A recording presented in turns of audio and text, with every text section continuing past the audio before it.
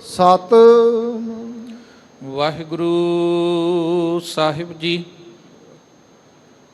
ਜਬ ਲਉ ਨਹੀਂ ਭਾਗ ਲਿਲਾਰ ਉਦੈ, ਤਬ ਲਉ ਭ੍ਰਮਤੇ ਫਿਰਤੇ ਬਹੁਤਾਇਓ।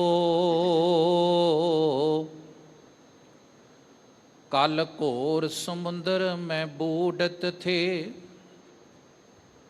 ਕਬਹੂ ਮਿਟ ਹੈ ਨਹੀਂ ਰੇ ਪਛਤਾਇਓ। ਤਤ ਵਿਚਾਰ ਜਹੈ ਮਥੁਰਾ, ਜਗ ਤਾਰਨ ਕੋ ਅਵਤਾਰ ਬਨਾਇਓ। ਜਪਿਓ ਜਿਨ ਅਰਜਨ ਦੇਵ ਗੁਰੂ, ਫਿਰ ਸੰਕਟ ਜੋਨ ਗਰਭ ਨਾ ਆਇਓ। ਸੋ ਕਹੋ ਟਲ ਗੁਰ ਸੇਵੀ, ਅਹਨਸ ਸਹਿਜ ਸੁਭਾ। ਦਰਸ਼ਨ ਪਰਸੈ ਗੁਰੂ ਕੈ, ਜਨਮ ਮਰਨ ਦੁਖ ਜਾਏ। ਹੋਵੈ ਸਿਫਤ ਖਸਮ ਦੀ, ਨੂਰ ਅਰਸੋਂ ਕੁਰਸੋਂ ਝਟੀਐ। ਤੁਧ ਡਿਠੇ ਸੱਚੇ ਪਾਤਸ਼ਾਹ, ਮਲ ਜਨਮ ਜਨਮ ਦੀ ਕੱਟੀਐ। ਸੱਜਣ ਸੱਚਾ ਪਾਤਸ਼ਾਹ, ਸਿਰ ਸਾਹਾਂ ਤੈ ਸਾਹੁ। ਜਿਸ ਪਾਸ ਬੈਠਿਆ ਸੋਹੀਐ, ਸਭਨਾ ਦਾ ਵਿਸਾਹੁ।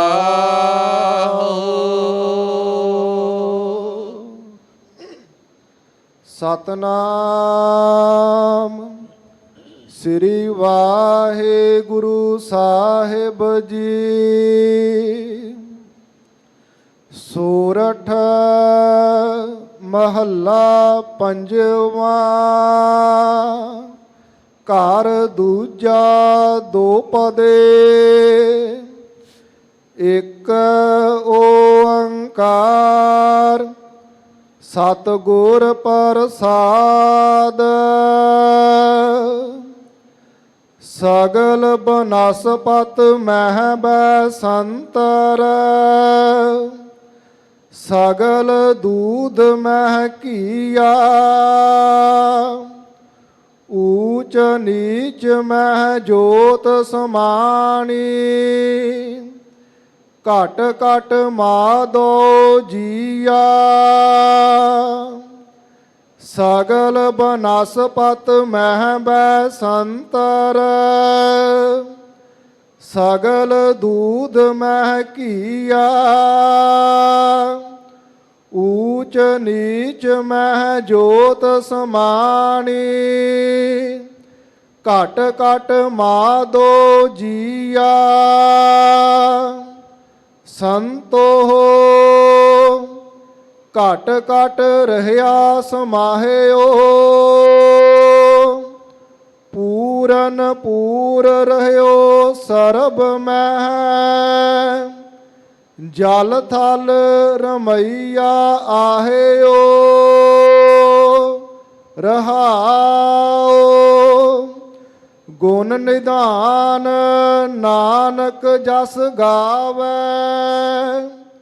ਸਤਿਗੁਰ ਭਰਮ ਚੁਕਾਇਓ, ਸਰਬ ਨਿਵਾਸੀ ਸਦਾ ਅਲੇਪਾ। ਸਭ ਮਹਿ ਰਹਿਆ ਸਮਾਇਓ, ਗੁਣ ਨਿਧਾਨ ਨਾਨਕ ਜਸ ਗਾਵੈ। ਸਤਿਗੁਰ ਭਰਮ ਚੁਕਾਇਓ, ਸਰਬ ਨਿਵਾਸੀ ਸਦਾ ਅਲੇਪਾ। ਸਭ ਮਹਿ ਰਹਿਆ ਸਮਾਇਓ। ਵਾਹਿਗੁਰੂ ਜੀ ਕਾ ਖਾਲਸਾ, ਵਾਹਿਗੁਰੂ ਜੀ ਕੀ ਫਤਿਹ। ਜੁਗੋ ਜੁਗ ਅਟਲ, ਚਵਰ ਛਤਰ ਤਖਤ ਦੇ ਮਾਲਕ ਸਾਹਿਬ ਸਤਿਗੁਰੂ ਸ੍ਰੀ ਗੁਰੂ ਗ੍ਰੰਥ ਸਾਹਿਬ ਮਹਾਰਾਜ ਜੀ ਦੀ ਪਾਵਨ ਪਵਿੱਤਰ ਹਜ਼ੂਰੀ ਅੰਦਰ ਗੁਰਦੁਆਰਾ ਮੰਜੀ ਸਾਹਿਬ ਦੀਵਾਨ ਅਸਥਾਨ ਵਿਖੇ ਹਾਜ਼ਰੀਆਂ ਭਰ ਰਹੀ ਗੁਰੂ ਕੀ ਸਾਜੀ ਨਿਵਾਜੀ ਸਾਧ ਸੰਗਤ ਅਤੇ PTC ਚੈਨਲ ਦੇ ਮਾਧਿਅਮ ਰਾਹੀਂ ਜਿੱਥੇ ਜਿੱਥੇ ਵੀ ਅਸੀਂ ਬੈਠ ਕੇ ਸਤਿਗੁਰਾਂ ਦੀ ਪਾਵਨ ਬਾਣੀ ਨਾਲ ਜੁੜੇ ਹੋਏ ਹਾਂ, ਵਡਭਾਗੇ ਹਾਂ। ਹਰ ਰੋਜ਼ ਦੀ ਤਰ੍ਹਾਂ ਸੱਚਖੰਡ ਸ੍ਰੀ ਹਰਿਮੰਦਰ ਸਾਹਿਬ ਜੀ ਤੋਂ ਆਏ ਹੋਏ ਮੁੱਖ ਵਾਕ ਦੀ ਵਿਚਾਰ ਆਪ ਸੰਗਤਾਂ ਬੜੇ ਪਿਆਰ ਸਤਿਕਾਰ ਦੇ ਨਾਲ ਸਰਵਣ ਕਰਦੇ ਹੋ। ਆਪ ਸਭ ਨੂੰ ਪਤਾ ਹੈ ਸਾਧ ਸੰਗਤ ਕਿ ਜਿੱਥੇ ਅੱਜ ਆਪਾਂ ਸਤਿਗੁਰੂ ਮਹਾਰਾਜ ਜੀ ਦੇ ਪਾਵਨ ਹੁਕਮਨਾਮੇ ਦੀ ਵਿਚਾਰ ਕਰਨੀ ਹੈ, ਉੱਥੇ ਸ਼ਹੀਦਾਂ ਦੇ ਸਰਤਾਜ, ਬਾਣੀ ਦੇ ਬੋਹਿਤ, ਸ਼ਾਂਤੀ ਦੇ ਸੋਮੇ ਧੰਨ ਧੰਨ ਸਾਹਿਬ ਸ੍ਰੀ ਗੁਰੂ ਅਰਜਨ ਦੇਵ ਮਹਾਰਾਜ ਜੀ ਦੀ ਸ਼ਹਾਦਤ ਦਾ ਦਿਨ ਹੈ। ਇਸ ਕਰਕੇ ਮੁੱਖ ਵਾਕ ਦੀ ਵਿਚਾਰ ਤੋਂ ਪਹਿਲਾਂ ਇੱਕ ਵਾਰ ਸਾਰੀ ਸੰਗਤ ਰਸਨਾ ਨੂੰ ਪਵਿੱਤਰ ਕਰੀਏ। ਗੁਰੂ ਅਰਜਨ ਦੇਵ ਮਹਾਰਾਜ ਜੀ ਦੀ ਸਿਫਤ ਵਿੱਚ ਕੁਝ ਕਹਿਣ ਦਾ ਯਤਨ ਕਰੀਏ। ਮਨੋ ਬਿਰਤੀਆਂ ਇਕਾਗਰ ਕਰੋ ਤੇ ਪਿਆਰ ਸਤਿਕਾਰ ਸਹਿਤ ਆਖੋ ਸਤਨਾਮ ਸ੍ਰੀ ਵਾਹਿਗੁਰੂ ਸਾਹਿਬ ਜੀ। ਧੰਨ ਗੁਰੂ ਅਰਜਨ ਦੇਵ ਮਹਾਰਾਜ, ਜਿਨ੍ਹਾਂ ਦੀ ਬਾਬਤ ਭੱਟ ਸਾਹਿਬਾਨ ਕਹਿੰਦੇ ਨੇ ਕਿ ਧਰਨ ਗਗਨ ਨਵ ਖੰਡ ਮਹਿ, ਜੋਤ ਸਵਰੂਪੀ ਰਹਿਓ ਭਰ, ਭੰਨ ਮਥਰਾ ਕਛ ਭੇਦ ਨਹੀਂ, ਗੁਰ ਅਰਜਨ ਪ੍ਰਤੱਖ ਹਰ। ਕਿ ਅਸੀਂ ਪ੍ਰਤੱਖ ਹਰੀ ਨੂੰ, ਪਰਮਾਤਮਾ ਨੂੰ ਗੁਰੂ ਅਰਜਨ ਦੇਵ ਮਹਾਰਾਜ ਜੀ ਦੇ ਵਿੱਚੋਂ ਤੱਕਿਆ। ਇਹ ਭੱਟ ਸਾਹਿਬਾਨ ਕਹਿੰਦੇ ਨੇ। ਉਸ ਮਹਾਨ ਸਤਿਗੁਰੂ ਜੀ ਦਾ ਪਾਵਨ ਪ੍ਰਕਾਸ਼ ਸ਼੍ਰੀ ਗੋਇੰਦਵਾਲ ਸਾਹਿਬ ਦੀ ਧਰਤੀ ਤੇ ਹੁੰਦਾ ਹੈ। ਯਾਦ ਰੱਖਣਾ ਸਾਧ ਸੰਗਤ, ਗੁਰੂ ਅੰਗਦ ਸਾਹਿਬ ਮਹਾਰਾਜ ਸੱਚੇ ਪਾਤਸ਼ਾਹ ਜੀ ਉਹ 28 ਕੁ ਸਾਲ ਦੀ ਉਮਰ ਵਿੱਚ ਧੰਨ ਗੁਰੂ ਨਾਨਕ ਸਾਹਿਬ ਮਹਾਰਾਜ ਦੀ ਸੰਗਤ ਵਿੱਚ ਆਉਂਦੇ ਹਨ। ਬਾਬਾ ਅਮਰਦਾਸ ਜੀ ਉਹ 62 ਕੁ ਸਾਲ ਦੀ ਦੁਨਿਆਵੀ ਆਰਜਾ ਵਿੱਚ ਧੰਨ ਗੁਰੂ ਅੰਗਦ ਸਾਹਿਬ ਮਹਾਰਾਜ ਦੀ ਸ਼ਰਨ ਵਿੱਚ ਆਉਂਦੇ ਹਨ। ਤੇ ਜਦੋਂ ਗੁਰੂ ਰਾਮਦਾਸ ਮਹਾਰਾਜ ਜੀ ਦਾ ਪਾਵਨ ਪਵਿੱਤਰ ਇਤਿਹਾਸ ਪੜ੍ਹੀਦਾ ਹੈ, ਉਹ ਵੀ ਬਚਪਨ ਦੇ ਪੰਘੂੜੇ ਵਿੱਚੋਂ ਗੁਜ਼ਰ ਚੁੱਕੇ ਨੇ ਜਦੋਂ ਉਹਨਾਂ ਨੇ ਗੁਰੂ ਅੰਗਦ ਸਾਹਿਬ ਤੇ ਗੁਰੂ ਅਮਰਦਾਸ ਮਹਾਰਾਜ ਜੀ ਦੀ ਸੰਗਤ ਦਾ ਰਸ ਮਾਣਿਆ। ਪਰ ਧੰਨ ਗੁਰੂ ਅਰਜਨ ਦੇਵ ਮਹਾਰਾਜ ਸੱਚੇ ਪਾਤਸ਼ਾਹ, ਜਿਨ੍ਹਾਂ ਦੀ ਬਾਬਤ ਭੱਟ ਸਾਹਿਬਾਨ ਕਹਿੰਦੇ ਨੇ, ਤੈਂ ਜਨਮਤ ਗੁਰਮਤ ਬ੍ਰਹਮ ਪਛਾਣਿਓ, ਕਲ ਜੋੜ ਕਰ ਸੋ ਜਸ ਵਖਾਣਿਓ। ਕਿ ਬਚਪਨ ਦੇ ਸਮੇਂ ਤੋਂ ਹੀ ਉਸ ਅਕਾਲ ਪੁਰਖ ਵਾਹਿਗੁਰੂ ਪਰਮੇਸ਼ਰ ਨਿਰੰਕਾਰ ਦੇ ਨਾਲ ਉਹਨਾਂ ਦੀ ਸਾਂਝ ਬਣ ਆਈ। ਜਨਮ ਤੋਂ ਹੀ ਤੈਂ ਜਨਮਤ ਗੁਰਮਤ ਬ੍ਰਹਮ ਪਛਾਣਿਓ।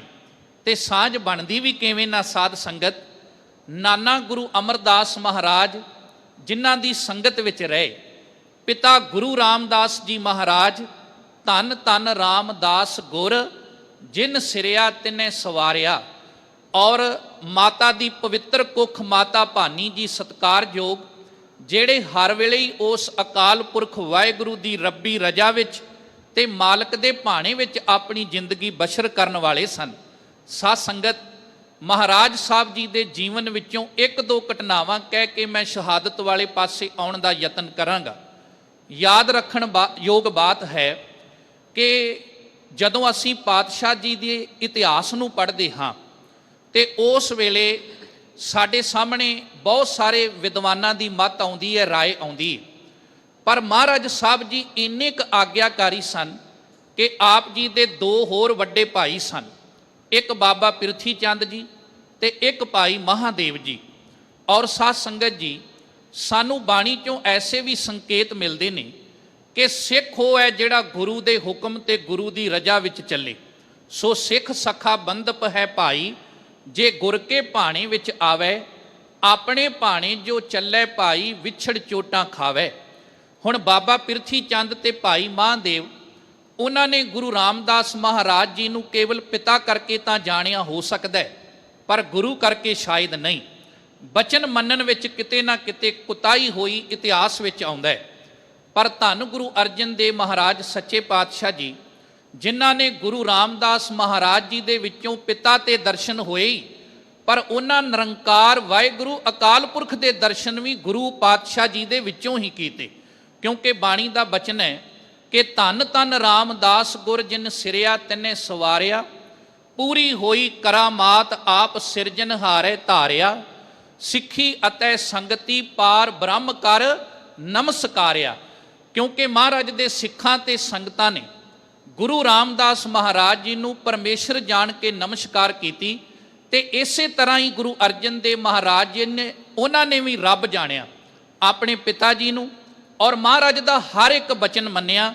ਇਤਿਹਾਸ ਵਿੱਚ ਘਟਨਾ ਆਉਂਦੀ ਹੈ ਕਿ ਜਦੋਂ ਆਪ ਜੀ ਦੇ ਸ਼ਰੀਕੇ ਵਿੱਚੋਂ ਗੁਰੂ ਰਾਮਦਾਸ ਮਹਾਰਾਜ ਜੀ ਦੇ ਭਾਈਚਾਰੇ ਚੋਂ ਭਾਈ ਸਿਹਾਰੀ ਮੱਲ ਦੇ ਪੁੱਤਰ ਦੇ ਵਿਆਹ ਦੀ ਗੱਲ ਆਈ, ਉੱਥੇ ਕਿਤੇ ਨਾ ਕਿਤੇ ਬਾਬਾ ਪਿਰਥੀ ਚੰਦ ਤੇ ਭਾਈ ਮਹਾਂਦੇਵ ਉਹਨਾਂ ਨੇ ਅਗਲੇ ਪਾਸਿਓਂ ਜਵਾਬ ਦਿੱਤਾ, ਪਰ ਧੰਨ ਗੁਰੂ ਅਰਜਨ ਦੇਵ ਮਹਾਰਾਜ ਸੱਚੇ ਪਾਤਸ਼ਾਹ ਪਿਤਾ ਦੀ ਆਗਿਆ ਪਾ ਕੇ ਇੱਕੋ ਬਚਨ ਕਹਿੰਦੇ ਨੇ ਕਿ ਮਹਾਰਾਜ ਉੱਥੇ ਤੇ ਖੁਸ਼ੀਆਂ ਦਾ ਦਿਨ ਹੈ, ਆਪ ਜੀ ਦਾ ਹੁਕਮ ਪਾ ਕੇ ਮੈਂ ਜਾਵਾਂਗਾ, ਤੇ ਜੇ ਕਿਤੇ ਅਗਲੇ ਪਾਸੇ ਮੌਤ ਵੀ ਦਿਸਦੀ ਹੁੰਦੀ ਤੇ ਤਾਂ ਵੀ ਮੈਂ ਲਾਹੌਰ ਦੀ ਧਰਤੀ ਤੇ ਸਤਿਗੁਰੂ ਸੱਚੇ ਪਾਤਸ਼ਾਹ ਜੀ ਜ਼ਰੂਰ ਜਾਂਦਾ। ਸਾਧ ਸੰਗਤ ਜੀ, ਮਹਾਰਾਜ ਸੱਚੇ ਪਾਤਸ਼ਾਹ ਜੀ ਸ਼੍ਰੀ ਗੋਇੰਦਵਾਲ ਸਾਹਿਬ ਦੀ ਪਵਿੱਤਰ ਧਰਤੀ ਤੋਂ ਲੈ ਕੇ ਤੇ ਲਾਹੌਰ ਤੱਕ ਦਾ ਉਹਨਾਂ ਦਾ ਸਫ਼ਰ ਪੜ੍ਹ ਲਓ, ਇਤਿਹਾਸ ਪੜ੍ਹ ਲਓ। ਕਿਹੜਾ ਕਿਹੜਾ ਪੱਖ ਹੈ ਜਿੱਥੇ ਸ਼ਾਂਤੀ ਦੇ ਸੋਮੇ ਗੁਰੂ ਅਰਜਨ ਦੇਵ ਮਹਾਰਾਜ ਨੂੰ ਥਿੜਕਾਉਣ ਦਾ ਯਤਨ ਨਹੀਂ ਕੀਤਾ ਗਿਆ, ਕਲਪਾਉਣ ਦਾ ਯਤਨ ਨਹੀਂ ਕੀਤਾ ਗਿਆ, ਪਰ ਮਹਾਰਾਜ ਸੱਚੇ ਪਾਤਸ਼ਾਹ ਬੜੇ ਪਿਆਰ ਨਾਲ, ਠਰਮੇ ਨਾਲ, ਸਹਿਜ ਵਿੱਚ ਵਿਚਰਦੇ ਰਹੇ ਤੇ ਉਸ ਅਕਾਲ ਪੁਰਖ ਵਾਹਿਗੁਰੂ ਦੀ ਰੱਬੀ ਇਬਾਦਤ ਦੇ ਨਾਲ ਜੁੜੇ ਰਹੇ। ਸੱਚਖੰਡ ਸ੍ਰੀ ਹਰਿਮੰਦਰ ਸਾਹਿਬ ਦੇ ਅੰਦਰ ਲੰਗਰ ਮਸਤਾਨੇ ਹੋ ਜਾਣੇ, ਘਰ ਦੇ ਅੰਦਰ ਇਕਲੌਤਾ ਪੁੱਤਰ ਤੇ ਉਸ ਸਾਹਿਬਜ਼ਾਦੇ ਦੇ ਉੱਤੇ 3 ਵਾਰ ਹੋ ਜਾਣੇ। ਸਾਧ ਸੰਗਤ ਜੀ, ਗੁਰੂ ਕੀ ਪਾਵਨ ਬਾਣੀ ਦੇ ਅੰਦਰ ਰਲਾ ਪਾਉਣ ਦਾ ਯਤਨ ਕਰਨਾ ਇੱਕ ਨਹੀਂ। ਸਤਿਗੁਰੂ ਜੀ ਅੰਮ੍ਰਿਤਸਰ ਛੱਡ ਕੇ ਗੁਰੂ ਕੀ ਵਡਾਲੀ ਚਲੇ ਜਾਂਦੇ ਨੇ, ਉੱਥੋਂ ਤੱਕ ਵੀ ਬਾਬੇ ਪਿਰਥੀ ਚੰਦ ਵੱਲੋਂ ਮਹਾਰਾਜ ਨੂੰ ਕਲਪਾਉਣ ਦਾ ਤੇ ਤਪਾਉਣ ਦਾ ਯਤਨ ਕੀਤਾ ਗਿਆ, ਪਰ ਧੰਨ ਗੁਰੂ ਅਰਜਨ ਦੇਵ ਮਹਾਰਾਜ ਸ਼ਾਂਤੀ ਦੇ ਸੋਮੇ, ਜਿਨ੍ਹਾਂ ਨੂੰ ਦੁਨੀਆ ਦੀ ਕੋਈ ਵੀ ਤਾਕਤ ਸ਼੍ਰੀ ਗੋਇੰਦਵਾਲ ਸਾਹਿਬ ਤੋਂ ਲੈ ਕੇ ਤੇ ਲਾਹੌਰ ਦੀ ਤਵੀ ਤੱਕ ਸਾਧ ਸੰਗਤ ਜੀ ਉਹ ਤਪਾ ਨਹੀਂ ਸਕੀ ਤੇ ਮਹਾਰਾਜ ਸੱਚੇ ਪਾਤਸ਼ਾਹ ਨੂੰ ਥਿੜਕਾ ਨਹੀਂ ਸਕੀ। ਸਾਧ ਸੰਗਤ ਜੀ, ਗੁਰੂ ਅਰਜਨ ਦੇਵ ਮਹਾਰਾਜ ਜੀ ਦੀ ਪਾਵਨ ਵਿਚਾਰਧਾਰਾ ਬਹੁਤ ਕਮਾਲ ਦੀ ਹੈ। ਮਹਾਰਾਜ ਕਾਨੜਾ ਰਾਗ ਵਿੱਚ ਕਹਿੰਦੇ ਨੇ, ਬਿਸਰ ਗਈ ਸਭ ਤਾਤ ਪਰਾਈ, ਜਬ ਤੇ ਸਾਧ ਸੰਗਤ ਮੋਹਿ ਪਾਈ, ਨਾ ਕੋ ਬੈਰੀ ਨਾਹੀਂ ਬੇਗਾਨਾ, ਸਗਲ ਸੰਗ ਹਮ ਕੋ ਬਨ ਆਈ। ਮਹਾਰਾਜ ਸਾਹਿਬ ਜੀ ਨੂੰ ਦੋਇਤਾ ਬਾਣੀ ਕਾ ਬੋਇਥਾ, ਇਹ ਵੀ ਮਾਣ ਪ੍ਰਾਪਤ ਹੋਇਆ। ਮਹਿਮਾ ਪ੍ਰਕਾਸ਼ ਦਾ ਕਰਤਾ ਬਾਬਾ ਸਰੂਪ ਦਾਸ ਭੱਲਾ ਆਪਣੇ ਗ੍ਰੰਥ ਵਿੱਚ ਲਿਖਦਾ ਹੈ, ਇੱਕ ਦਿਨ ਮਹਾਰਾਜ ਬਚਪਨ ਵਿੱਚ ਰਿੜਦੇ ਸਨ, ਉਹਨਾਂ ਦੇ ਹੱਥ ਵਿੱਚ ਇੱਕ ਖਿੱਦੋ ਮਾਤਾ ਭਾਨੀ ਜੀ ਨੇ ਦਿੱਤਾ ਹੋਇਆ ਹੈ। ਉਹ ਖਿੱਦੋ ਹੱਥ ਵਿੱਚੋਂ ਛੁੱਟ ਕੇ ਤੇ ਗੁਰੂ ਅਮਰਦਾਸ ਮਹਾਰਾਜ ਜਿਸ ਕਮਰੇ ਵਿੱਚ ਬੰਦਗੀ ਕਰਦੇ ਪਏ ਨੇ, ਵਾਹਿਗੁਰੂ ਦੀ ਯਾਦ ਵਿੱਚ ਜੁੜੇ ਹੋਏ ਨੇ, ਉਸ ਕਮਰੇ ਦਾ ਦਰਵਾਜ਼ਾ ਅੱਧਾ ਕੁ ਬੰਦ ਹੈ ਤੇ ਅੱਧਾ ਕੁ ਖੁੱਲ੍ਹਾ ਹੋਇਆ ਹੈ, ਤੇ ਉਹ ਖਿੱਦੋ ਮਹਾਰਾਜ ਦੇ ਪਲੰਘੇ ਤੱਕ ਚਲੇ ਗਿਆ।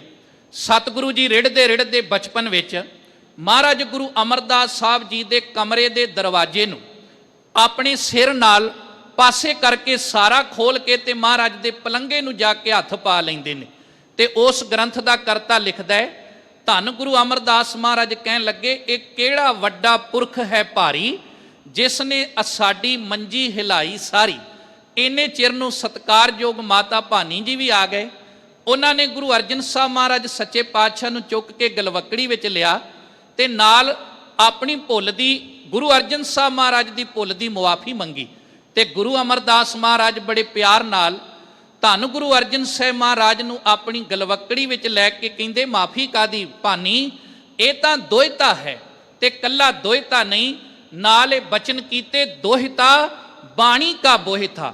ਤੇ ਇੱਕ ਵਿਦਵਾਨ ਨੇ ਬੜੇ ਪਿਆਰੇ ਸ਼ਬਦ ਕਹੇ ਨੇ, ਉਹ ਕਹਿੰਦਾ, ਮਹਾਰਾਜ ਗੁਰੂ ਅਮਰਦਾਸ ਮਾਨੋ ਇਹ ਵੀ ਬਾਤ ਆਪਣੇ ਮਨ ਵਿੱਚ ਕਹਿ ਰਹੇ ਨੇ ਕਿ ਅੱਜ ਇਹਨੇ ਭਾਨੀ ਜੀ ਸਾਡੇ ਕਮਰੇ ਦਾ ਦਰਵਾਜ਼ਾ ਆਪਣੇ ਸਿਰ ਦੇ ਨਾਲ ਖੋਲਿਆ ਹੈ।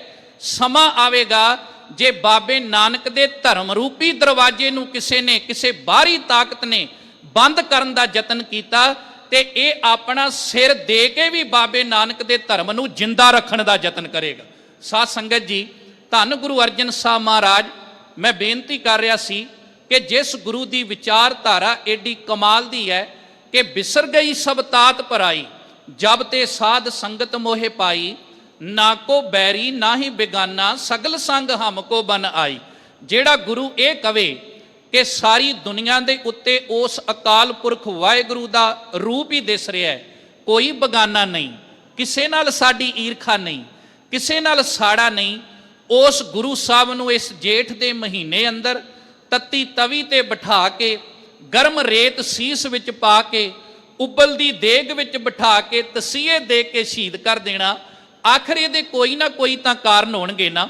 ਆਓ ਕੋਈ ਆਪਾਂ 2-4 ਕਾਰਨਾਂ ਦੀ ਵਿਚਾਰ ਕਰਨ ਦਾ ਯਤਨ ਕਰੀਏ। ਵੈਸੇ ਇਹ ਤੇ ਕਾਰਨ ਸਭ ਬਹਾਨਾ ਨੇ। ਮਹਾਰਾਜ ਗੁਰੂ ਅਰਜਨ ਸਾਹਿਬ ਨੇ ਰੱਬ ਦੀ ਰਜ਼ਾ ਵਿੱਚ ਆਪ ਚੱਲ ਕੇ ਸ੍ਰੀ ਅੰਮ੍ਰਿਤਸਰ ਸਾਹਿਬ ਤੋਂ ਲਾਹੌਰ ਦੀ ਧਰਤੀ ਤੇ ਮਹਾਰਾਜ ਨੇ ਆਪ ਜਾ ਕੇ ਸ਼ਹੀਦੀ ਦਿੱਤੀ ਹੈ। ਸਾਧ ਸੰਗਤ ਜੀ, ਸਤਿਗੁਰੂ ਜਾਣੀ ਜਾਣ ਨੇ ਔਰ ਆਉਣ ਵਾਲੇ ਸਮੇਂ ਨੂੰ ਆਪਣੇ ਮਹਾਰਾਜ ਸੱਚੇ ਪਾਤਸ਼ਾਹ ਨੇ ਇਸ ਦਿਮਾਗ ਅੰਦਰ ਰੱਖ ਕੇ ਤੇ ਆਪ ਜਾ ਕੇ ਲਾਹੌਰ ਦੀ ਤੱਤੀ ਤਵੀ ਤੇ ਬੈਠ ਕੇ ਸ਼ਹਾਦਤ ਦਾ ਜਾਮ ਪ੍ਰਾਪਤ ਕੀਤਾ ਹੈ। ਪਰ ਫਿਰ ਵੀ ਆਪਾਂ 2-4 ਕਾਰਨਾਂ ਦਾ ਜ਼ਿਕਰ ਕਰਨ ਦਾ ਜ਼ਰੂਰ ਯਤਨ ਕਰਾਂਗੇ। ਸਭ ਤੋਂ ਪਹਿਲਾ ਵੱਡਾ ਕਾਰਨ ਵੇਖੋ, ਜਿਸ ਦਿਨ ਗੁਰੂ ਨਾਨਕ ਸਾਹਿਬ ਮਹਾਰਾਜ ਨੇ ਜਨੇਊ ਪਾਉਣ ਤੋਂ ਇਨਕਾਰ ਕੀਤਾ ਸੀ ਨਾ, ਉਸ ਦਿਨ ਤੋਂ ਹੀ ਲੈ ਕੇ ਇੱਕ ਸ਼੍ਰੇਣੀ ਸੀ ਜਿਹੜੀ ਧੰਨ ਗੁਰੂ ਨਾਨਕ ਸਾਹਿਬ ਮਹਾਰਾਜ ਦੇ ਘਰ ਦੇ ਖਿਲਾਫ ਕਿਤੇ ਨਾ ਕਿਤੇ ਆਪਣਾ ਜ਼ਹਿਰ ਉਗਲਦੀ ਰਹੀ ਹੈ। ਤੇ ਜਦੋਂ ਤੀਸਰੇ ਜਾਮੇ 'ਚ ਗੁਰੂ ਅਮਰਦਾਸ ਮਹਾਰਾਜ ਦਾ ਸਮਾਂ ਆਇਆ, ਇਹ ਉਹੀ ਸ਼੍ਰੇਣੀ ਸੀ ਜਿਨ੍ਹਾਂ ਨੇ ਵੇਖਿਆ ਕਿ ਗੁਰੂ ਅਮਰਦਾਸ ਮਹਾਰਾਜ ਨੇ ਪੰਗਤ ਦੀ ਰਵਾਇਤ ਸ਼ੁਰੂ ਕੀਤੀ ਹੈ।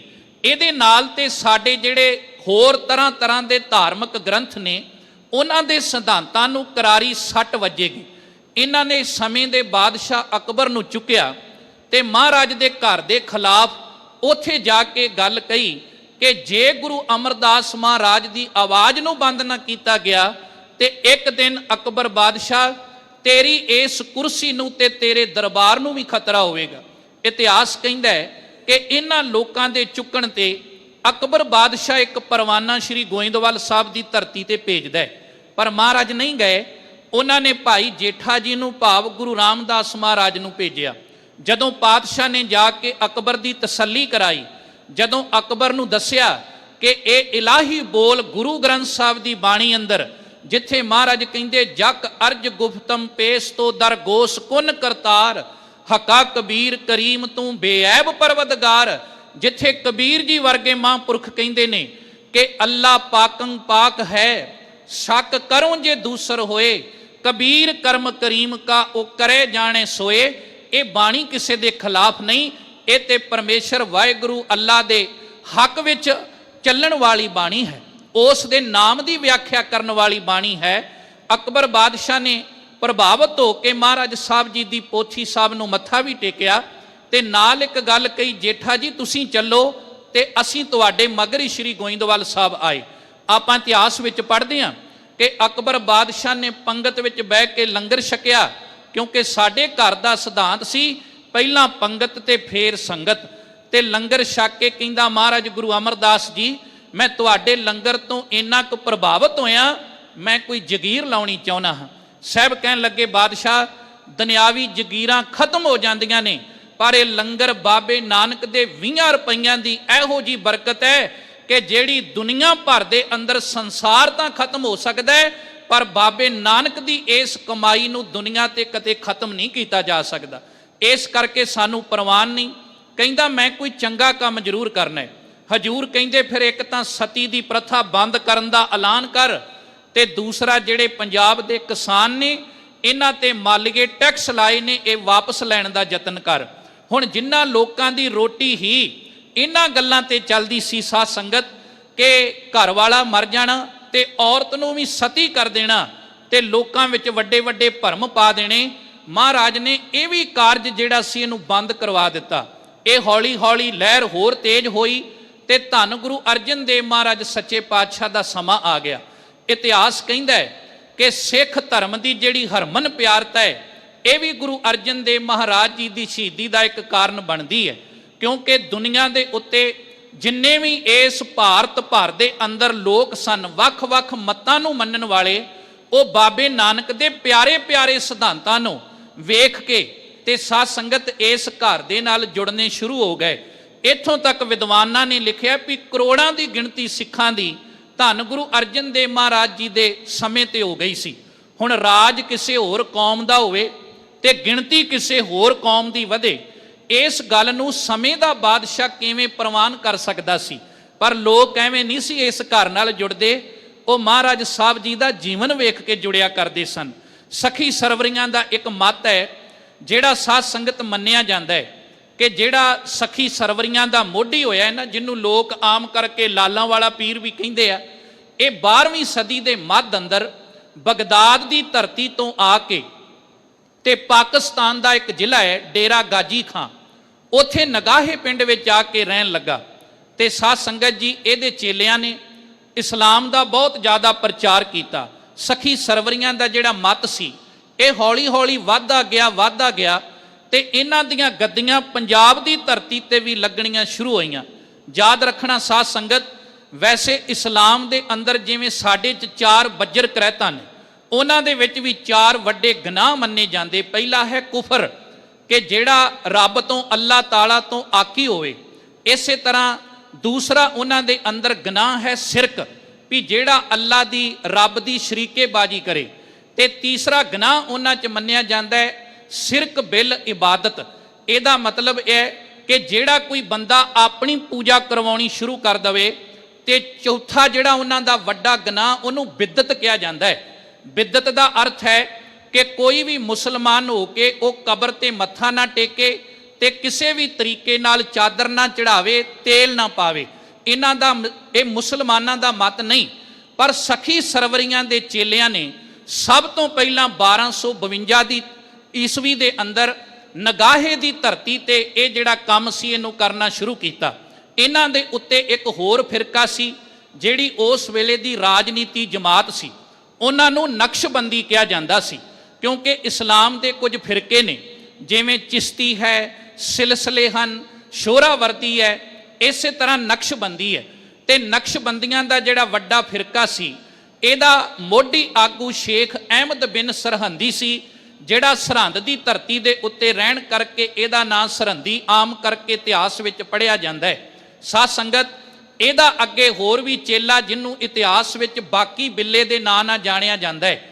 ਤੇ ਇਹਨਾਂ ਦਾ ਵੀ ਗੂੜਾ ਸੰਬੰਧ ਸੀ ਸ਼ੇਖ ਫਰੀਦ ਬੁਖਾਰੀ ਦੇ ਨਾਲ। ਔਰ ਉਹਦਾ ਜਿਹੜਾ ਇੱਕ ਹੋਰ ਨਾਂ ਇਤਿਹਾਸ ਵਿੱਚ ਮੁਰਤਜ਼ਾ ਖਾਂ ਕਰਕੇ ਵੀ ਆਇਆ ਹੈ, ਜਿਹੜਾ ਸ਼ੇਖ ਬੁਖਾਰੀ ਸੀ। ਸਾਧ ਸੰਗਤ ਜੀ, ਇਹਨਾਂ ਨੇ ਵੀ ਧੰਨ ਗੁਰੂ ਅਰਜਨ ਦੇਵ ਮਹਾਰਾਜ ਨੂੰ ਸ਼ਹੀਦ ਕਰਾਉਣ ਵਿੱਚ ਅਹਿਮ ਰੋਲ ਨਿਭਾਇਆ। ਕਿਉਂ? ਕਿਉਂਕਿ ਇਹਨਾਂ ਨੂੰ ਵੀ ਖਤਰਾ ਸੀ। ਇਹਨਾਂ ਦਾ ਇੱਕ ਵੱਡਾ ਮਤ ਜਿਹੜਾ ਸੀ ਉਹ ਹੁਸ਼ਿਆਰਪੁਰ ਦੇ ਨੇੜੇ ਪਿੰਡ ਕੰਗਮਈ ਵਿੱਚ ਰਹਿਣ ਵਾਲਾ ਭਾਈ ਮੰਝ ਚਲਾਉਂਦਾ ਸੀ। ਹੁਣ ਭਾਈ ਮੰਝ ਜੀ ਇਹ ਵੀ ਸਖੀ ਸਰਵਰੀਆਂ ਦੇ ਵਿੱਚੋਂ ਸਨ। ਤੇ ਇੱਕ ਦਿਨ ਨਗਾਹੇ ਜਾਂਦਿਆਂ ਇਹ ਸ਼੍ਰੀ ਅੰਮ੍ਰਿਤਸਰ ਸਾਹਿਬ ਦੀ ਪਵਿੱਤਰ ਧਰਤੀ ਤੇ ਰੁਕਿਆ, ਕਿਉਂਕਿ ਇਹਨੇ ਗੁਰੂ ਅਰਜਨ ਦੇਵ ਮਹਾਰਾਜ ਦੇ ਘਰ ਦੀ, ਸੱਚਖੰਡ ਸ਼੍ਰੀ ਹਰਿਮੰਦਰ ਸਾਹਿਬ ਦੀ ਸੋਭਾ ਵੇਖੀ ਸੀ। ਤੇ ਉਧਰੋਂ ਕਾਬਲ ਤੋਂ ਸੰਗਤ ਆਈ ਹੋਈ ਸੀ। ਤੇ ਇਹਨੇ ਇੱਕ ਸਿੱਖ ਨੂੰ ਪੁੱਛਿਆ ਕਿ ਗੁਰੂ ਅਰਜਨ ਦੇਵ ਮਹਾਰਾਜ ਕੌਣ ਹਨ? ਤੇ ਉਹਨਾਂ ਸਿੱਖਾਂ ਨੇ ਕਿਹਾ ਕਿ ਜਿਹੜੀ ਕਾਬਲ ਤੋਂ ਸੰਗਤ ਆਈ ਹੈ, ਉਸ ਸੰਗਤ ਦੇ ਜੋੜੇ ਝਾੜਨ ਵਾਲੇ ਧੰਨ ਗੁਰੂ ਅਰਜਨ ਦੇਵ ਮਹਾਰਾਜ ਉਹ ਜੋੜਿਆਂ ਵਿੱਚ ਬੈਠੇ ਸੇਵਾ ਕਰ ਰਹੇ ਹਨ। ਜਦੋਂ ਏਡੀ ਵੱਡੀ ਸ਼ਕਤੀ ਨੂੰ, ਸਮਰੱਥ ਗੁਰੂ ਨੂੰ ਏਡੀ ਨਿਰਮਾਣਤਾ ਵਿੱਚ ਸੇਵਾ ਕਰਦਿਆਂ ਤੱਕਿਆ, ਇਤਿਹਾਸ ਕਹਿੰਦਾ ਹੈ ਵੀ ਭਾਈ ਮੰਝ ਦੀਆਂ ਅੱਖਾਂ ਵਿੱਚ ਇੱਕ ਵਾਰ ਅਥਰੂ ਵਹਿ ਤੁਰੇ। ਤੇ ਕੋਲ ਆ ਕੇ ਗੁਰੂ ਅਰਜਨ ਦੇਵ ਮਹਾਰਾਜ ਉਹਨਾਂ ਦੀ ਸੇਵਾ ਤੋਂ, ਉਹਨਾਂ ਦੀ ਸ਼ਖਸੀਅਤ ਤੋਂ ਪ੍ਰਭਾਵਿਤ ਹੋ ਕੇ ਕਹਿਣ ਲੱਗਾ, ਮਹਾਰਾਜ ਮੈਨੂੰ ਵੀ ਕਿਰਪਾ ਕਰਕੇ ਆਪਣਾ ਸਿੱਖ ਬਣਾ ਲਓ। ਤੇ ਸਾਹਿਬ ਕਹਿਣ ਲੱਗੇ, ਭਾਈ ਮੰਝ ਤੂੰ ਤੇ ਪਹਿਲਾਂ ਹੀ ਕਿਸੇ ਦਾ ਸਿੱਖ ਹੈ, ਤੇ ਸਾਡੇ ਘਰ ਦਾ ਇਹ ਅਸੂਲ ਹੈ ਕਿ ਸਿੱਖੀ ਦੇ ਉੱਤੇ ਸਿੱਖੀ ਨਹੀਂ ਟਿਕ ਸਕਦੀ। ਕਿਉਂਕਿ ਸਾਧ ਸੰਗਤ, ਭਾਂਡੇ ਤੇ ਭਾਂਡਾ ਤਾਂ ਟਿਕ ਸਕਦਾ ਹੈ, ਪਰ ਯਾਦ ਰੱਖਣਾ ਜਿਹੜਾ ਸਿੱਖ ਹੈ ਉਹ ਕਦੇ ਵੀ 2 ਬੇੜੀਆਂ 'ਚ ਪੈਰ ਨਹੀਂ ਰੱਖਦਾ। ਉਹਦਾ ਈਮਾਨ, ਉਹਦਾ ਵਿਸ਼ਵਾਸ ਕੇਵਲ ਇੱਕ ਤੇ ਹੋਣਾ ਚਾਹੀਦਾ। ਭਾਈ ਮੰਝ ਜੀ ਸਾਰੀ ਗੱਲ ਸਮਝ ਗਏ, ਘਰ ਗਏ ਤੇ ਸਖੀ ਸਰਵਰ ਦੀ ਜਿਹੜੀ ਕਬਰ ਬਣੀ ਹੋਈ ਸੀ, ਇਹਨੂੰ ਇਸ ਡੇਰੇ ਦੇ ਅੰਦਰੋਂ, ਆਪਣੇ ਘਰ ਦੇ ਅੰਦਰੋਂ ਇਹਨੇ ਢਾਹ ਦਿੱਤਾ। ਬੜੀਆਂ ਮੁਸ਼ੱਕਤਾਂ ਦਾ ਸਾਹਮਣਾ ਕਰਨਾ ਪਿਆ, ਇਹਨੂੰ ਮੁਸ਼ਕਲਾਂ ਦਾ ਸਾਹਮਣਾ ਕਰਨਾ ਪਿਆ, ਪਰ ਇਹਨੇ ਕਿਹਾ ਵੀ ਮੈਂ ਤੇ ਗੁਰੂ ਅਰਜਨ ਦੇਵ ਮਹਾਰਾਜ ਦਾ ਲੜ ਕਦੇ ਨਹੀਂ ਛੱਡਾਂਗਾ। ਦੂਜੀ ਵੱਡੀ ਗੱਦੀ ਸੀ ਭਾਵ ਭਾਈ ਲੰਗਾਹ ਜੀ, ਜਿਹਦੇ ਬਾਰੇ ਭਾਈ ਸਾਹਿਬ ਭਾਈ ਗੁਰਦਾਸ ਜੀ ਵੀ ਲਿਖਦੇ ਨੇ ਕਿ ਪੱਟੀ ਅੰਦਰ ਚੌਧਰੀ, ਢਿੱਲੋਂ ਲਾਲ ਲਗਾ ਸੁਹੰਦਾ। ਭਾਈ ਲੰਗਾਹ ਜੀ ਚੌਧਰੀ ਸਨ ਪੱਟੀ ਦੇ। ਯਾਦ ਰੱਖਣਾ ਵੀ ਪੱਟੀ ਨੂੰ 9 ਲੱਖੀ ਪੱਟੀ ਕਰਕੇ ਵੀ ਮੰਨਿਆ ਜਾਂਦਾ ਰਿਹਾ ਹੈ। ਇੱਥੋਂ 9 ਲੱਖ ਰੁਪਈਆ ਸਾਲਾਨਾ ਟੈਕਸ ਸਾਧ ਸੰਗਤ ਜੀ ਗੱਡਿਆਂ ਤੇ ਲੱਦ ਕੇ ਖੱਚਰਾਂ ਤੇ ਲੱਦ ਕੇ ਭਾਈ ਲੰਗਾ ਚੌਧਰੀ ਹੋਣ ਕਰਕੇ ਲਾਹੌਰ ਖੜਿਆ ਕਰਦਾ ਸੀ। ਤੇ ਜਦੋਂ ਏਡੇ ਏਡੇ ਵੱਡੇ ਚੌਧਰੀ ਜਿਹੜੇ ਸਖੀ ਸਰਵਰਾਂ ਨੂੰ ਮੰਨਣ ਵਾਲੇ ਸਨ, ਉਹ ਵੀ ਧੰਨ ਗੁਰੂ ਅਰਜਨ ਦੇਵ ਮਹਾਰਾਜ ਦੇ ਚਰਨਾਂ ਦੇ ਭੌਰੇ ਬਣ ਗਏ। ਤੇ ਇਹ ਲੋਕ ਗੁਰੂ ਅਰਜਨ ਦੇਵ ਮਹਾਰਾਜ ਪਾਤਸ਼ਾਹ ਜੀ ਦੇ ਘਰ ਦੇ ਖਿਲਾਫ ਹੋ ਗਏ। ਸੋ ਸਿੱਖ ਧਰਮ ਦੀ ਵੱਧ ਰਹੀ ਹਰਮਨ ਪਿਆਰਤਾ, ਸਖੀ ਸਰਵਰੀਆਂ ਤੇ ਨਕਸ਼ਬੰਦੀਆਂ ਵੱਲੋਂ ਵਿਰੋਧ ਕਰਨਾ। ਤੇ ਇੱਕ ਵੱਡਾ ਵਿਰੋਧ ਕਵੀ ਸੰਤੋਖ ਸਿੰਘ ਜੀ ਆਪਣੇ ਗ੍ਰੰਥ ਵਿੱਚ ਲਿਖਦੇ ਨੇ ਕਿ ਸ੍ਰੀ ਗੁਰੂ ਗ੍ਰੰਥ ਸਾਹਿਬ ਦੀ ਸੰਪਾਦਨਾ ਯਾਦ ਰੱਖਣਾ ਸਾਧ ਸੰਗਤ, ਉਹਨਾਂ ਸਮਿਆਂ 'ਚ ਹੋਰ ਵੀ ਗ੍ਰੰਥ ਲਿਖੇ ਗਏ ਹੋਣਗੇ, ਪਰ ਜਿੰਨੀ ਜੁਰਤ ਦੇ ਨਾਲ ਗੁਰੂ ਸਾਹਿਬ ਨੇ ਮੂੰਹ ਤੇ ਸੱਚ ਕਿਹਾ ਕਿ ਮਾਨਸ ਖਾਣੇ ਕਰੇ ਨਿਵਾਜ, ਛੁਰੀ ਵਗਾਇਨ ਤਿੰਨ ਗਲ ਤਾਗ, ਤਿੰਨ ਕਰ ਬ੍ਰਾਹਮਣ ਪੂਰੇ ਨਾਦ, ਉਹਨਾਂ ਪੇ ਆਵੇਂ ਉਹੀ ਸਾਧ। ਜਦੋਂ ਮਹਾਰਾਜ ਨੇ ਇਹ ਸ਼ਬਦ ਕਹੇ ਹੋਣਗੇ ਤੇ ਵੱਡੇ ਵੱਡੇ ਪੰਡਤ ਤੇ ਮਲਾਣਿਆਂ ਦੇ ਹਿਰਦੇ ਕੰਬ ਗਏ ਹੋਣਗੇ। ਧੰਨ ਗੁਰੂ ਅਰਜਨ ਦੇਵ ਮਹਾਰਾਜ ਨੂੰ ਇੱਕ ਦਿਨ ਭਾਈ ਸਾਹਿਬ ਭਾਈ ਗੁਰਦਾਸ ਜੀ ਨੇ ਆ ਕੇ ਕਿਹਾ, ਕਹਿਣ ਲੱਗੇ ਮਹਾਰਾਜ ਮੀਣੇ ਰਲਾ ਪਾਉਣ ਲੱਗ ਪਏ ਨੇ, ਬਾਬਾ ਮਿਹਰਬਾਨ ਆਪਣੀ ਬਾਣੀ ਉਚਾਰਨ ਲੱਗ ਪਿਆ ਤੇ ਮੋਹਰ ਵੀ ਨਾਨਕ ਦੀ ਵਰਤ ਰਿਹਾ ਹੈ। ਤੇ ਉਹਨਾਂ ਨੇ ਫਿਰ ਬੜੇ ਪਿਆਰੇ ਬਚਨ ਕਹੇ, ਸਾਡੇ ਇਤਿਹਾਸ ਵਿੱਚ ਲਿਖੇ ਨੇ ਕਿ ਬਚਨ ਕੀਤਾ ਭਾਈ ਗੁਰਦਾਸ, ਗੁਰ ਕੀ ਬਾਣੀ ਜੁਦਾ ਕਰੀਏ, ਮੀਣੇ ਪਾਣ ਲੱਗੇ ਨੀ ਰਲਾ, ਸੋ ਨਿਆਰੀ ਕਰ ਧਰੀਏ। ਸੋ ਸਾਹਿਬ ਅੱਗੇ ਬਚਨ ਕਰਤ ਉਚਾਰਨ ਭਏ, ਭਾਈ ਗੁਰਦਾਸ ਸਭ ਇਕੱਤਰ ਕਰ ਲਏ। ਜਦੋਂ ਮਹਾਰਾਜ ਸ਼੍ਰੀ ਰਾਮਸਰ ਸਾਹਿਬ ਦੀ ਧਰਤੀ ਤੇ ਭਾਈ ਗੁਰਦਾਸ ਨੂੰ ਲਿਖਾਰੀ ਲਾ ਕੇ ਬਾਣੀ ਲਿਖਾਉਂਦੇ ਨੇ ਤੇ ਭਾਈ ਲੱਦਾ ਪਰਉਪਕਾਰੀ ਲਾਹੌਰ ਦੀ ਧਰਤੀ ਤੇ ਜਾ ਕੇ ਕਾਨਾ, ਛੱਜੂ, ਪੀਲੂ ਤੇ ਸ਼ਾਹ ਹੁਸੈਨ, ਇਹ ਚਾਰ ਭਗਤਾਂ ਦਾ ਜ਼ਿਕਰ ਆਉਂਦਾ ਹੈ। ਇਹਨਾਂ ਨੂੰ ਕਹਿੰਦਾ ਹੈ ਵੀ ਤੁਸੀਂ ਵੀ ਭਗਤ ਹੋ, ਪਰ ਉਧਰ ਗੁਰੂ ਅਰਜਨ ਦੇਵ ਮਹਾਰਾਜ ਜਿਹੜਾ ਗ੍ਰੰਥ ਤਿਆਰ ਕਰ ਰਹੇ ਨੇ, ਉਸ ਧੁਰ ਕੀ ਬਾਣੀ ਦੇ ਅੰਦਰ ਉਹਨਾਂ ਨੇ ਭਗਤਾਂ ਦੀ ਬਾਣੀ ਨੂੰ ਵੀ ਜਗ੍ਹਾ ਦਿੱਤੀ ਹੈ।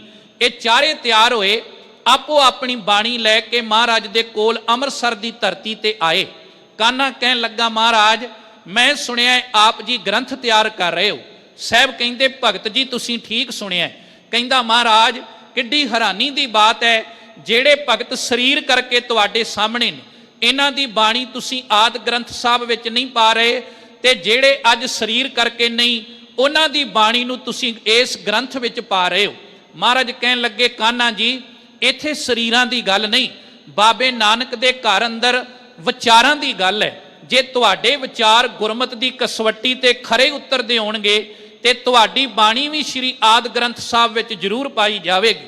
ਖਾਲਸਾ ਜੀ ਨੇ ਪੋਥੀ ਖੋਲੀ ਤੇ ਪਹਿਲਾ ਬਚਨ ਪੜਿਆ ਕਾਨੇ ਨੇ, ਉਹੀ ਰੇ ਮੈਂ ਉਹੀ ਰੇ, ਜਾਂ ਕੋ ਦੇਵੀ ਦੇਵਾ ਸੇਵੇਂ, ਉਹੀ ਰੇ ਮੈਂ ਉਹੀ ਰੇ, ਜਾਂ ਕੋ ਬ੍ਰਹਮਾ ਵਿਸ਼ਨ ਮਹੇਸ਼ ਸੇਵੇ, ਉਹੀ ਰੇ ਮੈਂ ਉਹੀ ਰੇ। ਮਹਾਰਾਜ ਕਹਿਣ ਲੱਗੇ ਕਾਨਿਆਂ ਗੱਲ ਨਹੀਂ ਬਣੀ, ਕਿਉਂਕਿ ਤੇਰੀ ਬਾਣੀ ਚੋਂ ਹੰਕਾਰ ਦੀ ਆਵਾਜ਼ ਆਉਂਦੀ ਹੈ ਤੇ ਬਾਬੇ ਨਾਨਕ ਦਾ ਘਰ ਕਹਿੰਦਾ ਹੈ ਹਉਮੈ ਨਾਵੇਂ ਨਾਲ ਵਿਰੋਧ ਹੈ, ਦੋਏ ਨਾ ਵਸੈ ਇੱਕ ਥਾਏ।